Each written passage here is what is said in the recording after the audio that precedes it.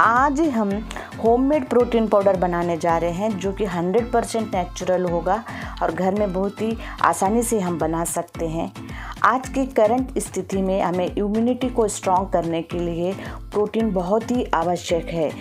आज हम बहुत ही पावरफुल शक्तिवर्धक नेचुरल प्रोटीन पाउडर जो कि पढ़ने वाले बच्चों के दिमाग को भी तेज करेगा और हमारी हड्डियों को मजबूत करने के लिए भी ये सहायक होगा और कोई भी हमें हेल्थ इशू में ये हमारे लिए बहुत ही मददगार साबित होगा। ये बच्चे बड़े सभी के लिए बहुत ही फ़ायदेमंद होगा।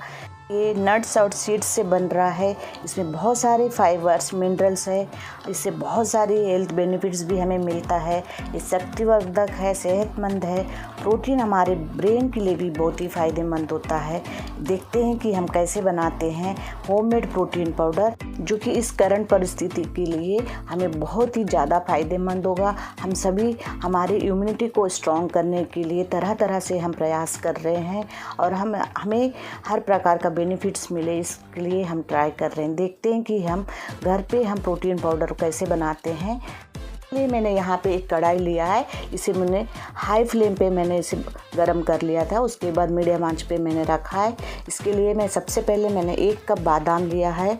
बादाम सेहत का खजाना होता है। इसमें बहुत सारे विटामिन्स ओमेगा 3 ओमेगा 6 पाया जाता है। ये सब बहुत सारे इसमें protein, zinc, vitamin D, calcium, fibre पाया जाता है जो कि इस समय हमारे इम्यूनिटी को बहुत ज़्यादा स्ट्रॉन्ग करने के लिए बहुत ही फ़ायदेमंद होता है और ये किसी भी प्रकार के इन्फेक्शन को कम करता है। इसे हमें 2 से 3 मिनट के लिए मध्यम आंच पे हमें इसकी नमी निकल जाए इतना हमें इसे भून लेना है। मैंने यहाँ पे 1 कप लिया था।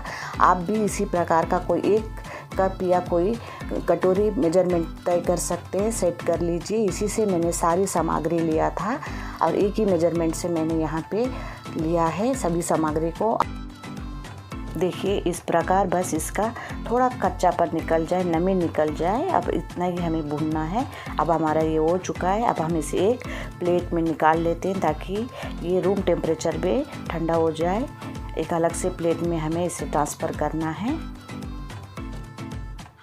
बहुत ज़्यादा नहीं भूनना है, 3 से 4 मिनट के लिए ही हमें बादाम को भूनना था। अब इसी कढ़ाई में मैंने 1 कप काजू लिया है। काजू को हमें लो टू मीडियम आंच पे ही हमें 3 से 4 मिनट के लिए भूनना है।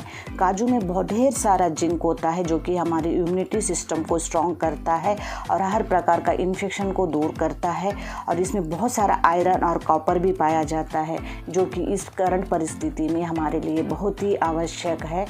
देखिए इसे भी इसकी नमी निकल जाए, इसका मॉइस्चर कम हो जाए, इतना ही हमें 3 से 4 मिनट के लिए भूनना है। हल्के आंच पे ही भुनना है, वो हाई फ्लेम पे नहीं भुनना है। कढ़ाई इस समय बहुत ज़्यादा गर्म है। ये 3 से 4 मिनट में हो जाता है। देखिए अब हमारा काजू भी अच्छे से भून चुका है। इसे भी हम अलग प्लेट में हम ट्रांसफ़र कर देते हैं। देखिए सारी सामग्री को भून के हमें रूम टेम्परेचर पे ही इसे ठंडा करना है। अब हम अखरोट ले लेते हैं। अखरोट हमारे ब्रेन के लिए बहुत ही फ़ायदेमंद होता है। ये ब्रेन को तेज करता है। इसमें ढेर सारे मिनरल्स, फाइबर, कैल्शियम और आयरन, जिंक, पोटेशियम, कॉपर और प्रोटीन से भरपूर होता है। बहुत फ़ायदेमंद होता है। इसके बहुत सारे बेनिफिट्स है। इसे भी 3 से 4 मिनट के लिए भून लेना है ताकि इसका नमी निकल जाए और इसकी सेल्फ लाइफ बढ़ जाए। इतना ही हमें भूनना है हल्के आंच पे। देखिए अब हमारा ये हो चुका है। अब हम इसे एक दूसरे प्लेट में हम ट्रांसफ़र कर देंगे। इसे भी रूम टेम्परेचर पे ठंडा हो जाए, इसके लिए हम इसे अलग प्लेट में निकाल लेते हैं। अब हम इसी कढ़ाई में यहाँ पे 1 कप मैंने यहाँ पे सोयाबीन लिया है। सोयाबीन को भी हमें मीडियम आंच पे ही भूनना है। अभी जिस प्रकार हमें एडवाइस किया जा रहा है कि सलाह दिया जा रहा है कि हमारे डाइट में हमें प्रोटीन की मात्रा को बढ़ाना है ताकि हमारा इम्यूनिटी सिस्टम बहुत ज़्यादा स्ट्रॉन्ग हो, तो सोयाबीन को हमारे डाइट में ज़रूर शामिल करना चाहिए क्योंकि ये बहुत ही ज़्यादा सुपर स्ट्रॉन्ग प्रोटीन इसमें पाया जाता है और ये हमारी इम्यूनिटी को मजबूत करने के लिए, स्ट्रॉन्ग करने के लिए बहुत ही फ़ायदेमंद होता है। इसमें हाई लेवल का प्रोटीन और फाइबर पाया जाता है जो कि हमारे डाइट में किसी भी रूप में इसे हमें शामिल करना चाहिए।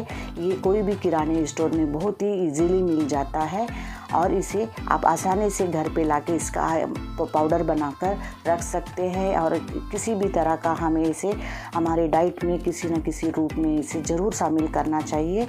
देखिए इसे भी लो टू मीडियम आंच पे मैंने इसकी नमी निकल जाए इतना ही मैंने इसे अच्छे से भून लिया था। किसी भी प्रकार का कोई भी घी या तेल हमें इस समय कोई भी सामग्री को भूनते समय यूज़ नहीं करना चाहिए, ऐसे ही हमें ड्राई रोस्ट करना चाहिए। देखिए अब हमारा ये सोयाबीन भी अच्छे से 3 से 4 मिनट के अंदर ये फ्राई हो चुका है, भून लिए हैं। अब इसे अलग से प्लेट में निकालना है क्योंकि इसके पीसने का टाइम अलग अलग है। सभी सामग्री को पीसने के लिए अलग अलग टाइम लगता है, इसलिए मैंने अलग अलग प्लेट में ही निकाल रही हूँ। अब हम इसी कढ़ाई में यहाँ पे मैंने 1 कप यहाँ पे कद्दू की बीज लिया है। ये मार्केट में कोई भी किराने स्टोर में बहुत ही इजीली मिल जाता है। इसमें बहुत सारा एंटीऑक्सीडेंट पाया जाता है, इसमें विटामिन ई पाया जाता है। सभी प्रकार के इन्फेक्शन को कम करने के लिए, किसी भी प्रकार का संक्रमण को कम करने के लिए ये बहुत फ़ायदेमंद होता है। इसके बाद मैंने यहाँ पे सनफ्लावर सीड्स लिया है, जिसे सूरजमुखी के बीज बोला जाता है। ये भी किराने स्टोर पे इजीली मिल जाता है।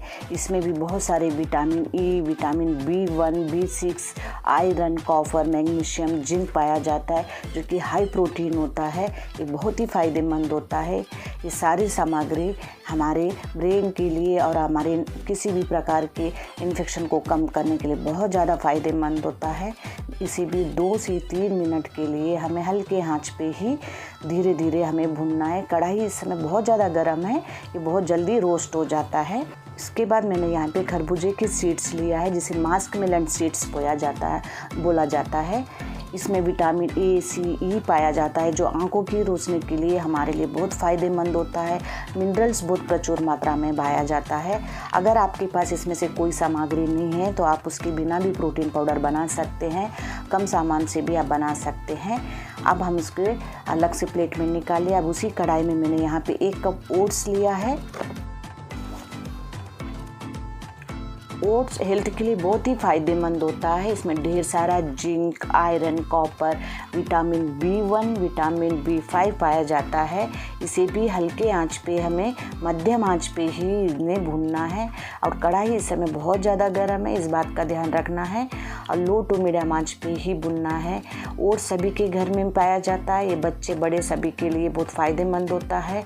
इसे हमें अपने डाइट में ज़रूर शामिल करना चाहिए। और 3 से 4 मिनट लग जाएगा इसे भूनने में। हल्के आंच पे हल्के हाथों से हमें भूनना है। देखिए अब हमारा ओट्स अच्छे से भून चुका है और इसकी नमी निकल जाए इतना ही हमें इसमें भूनना है। अब हम इसमें तिल ले लेते हैं, और तिल भी मैंने यहाँ पे 1 कप के लगभग तिल लिया है। यहाँ पे मैंने सफ़ेद तिल लिया है।